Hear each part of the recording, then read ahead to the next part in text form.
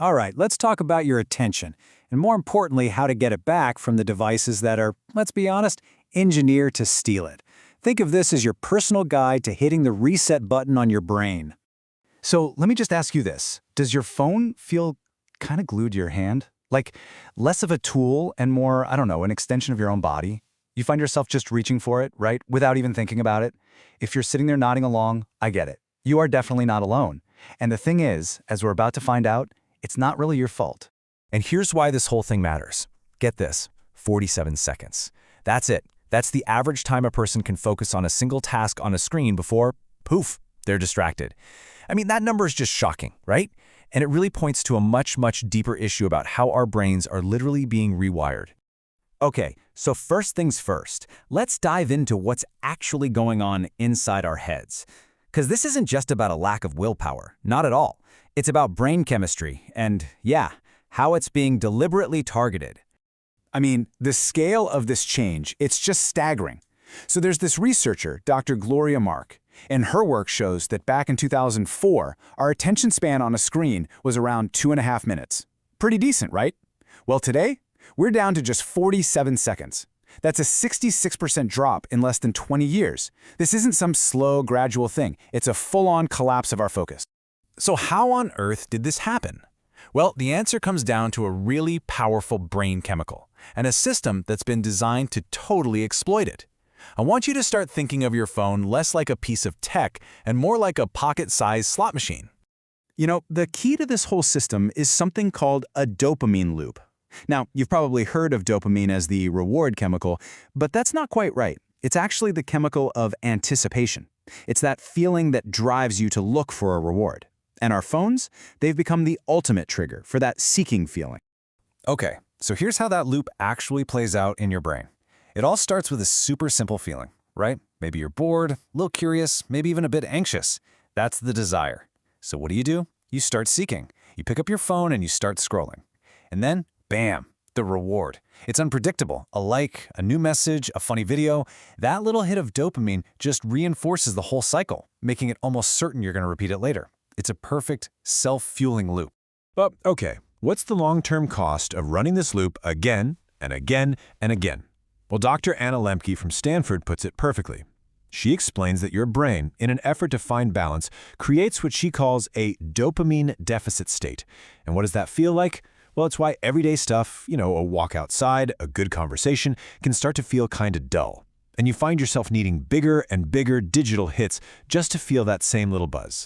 All right, so that's the problem. And yeah, it's big and it's biological. But here's the good news, the really good news. We can absolutely fight back. So let's get into the solution, a simple, practical, 7-day plan to take back your focus. So here's what the roadmap for the week looks like. First, we've got a couple days of preparation. Then we'll move into creating some zones, taking on a little challenge.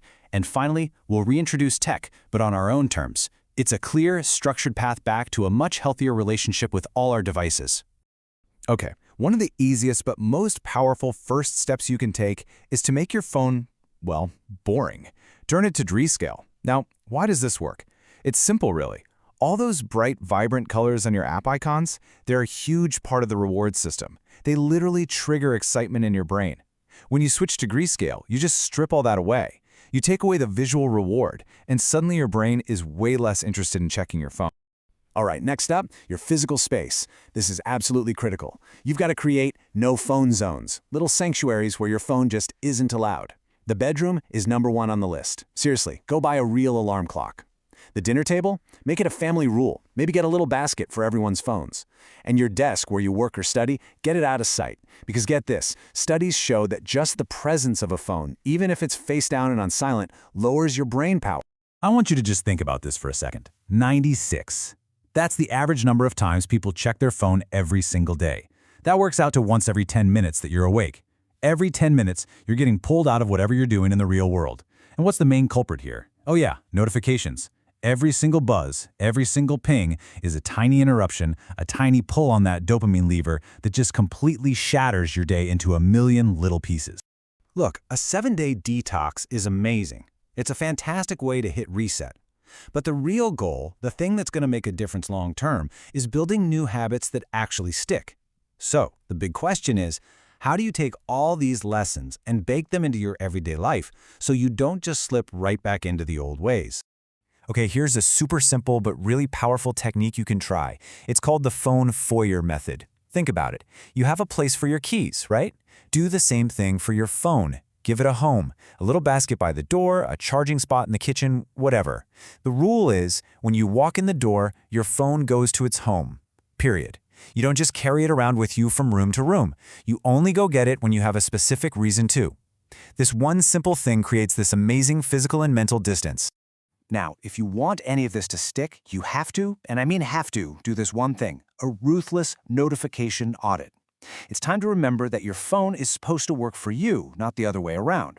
So, go into your settings and turn off notifications for pretty much everything. Social media, email, news alerts, shopping apps, it's all just noise. It's all designed for one reason: to pull you right back into that dopamine loop. The only things that should stay on are maybe phone calls and direct messages from the actual humans in your life. So as we start to wrap this up, I think it's really important to zoom out for a second.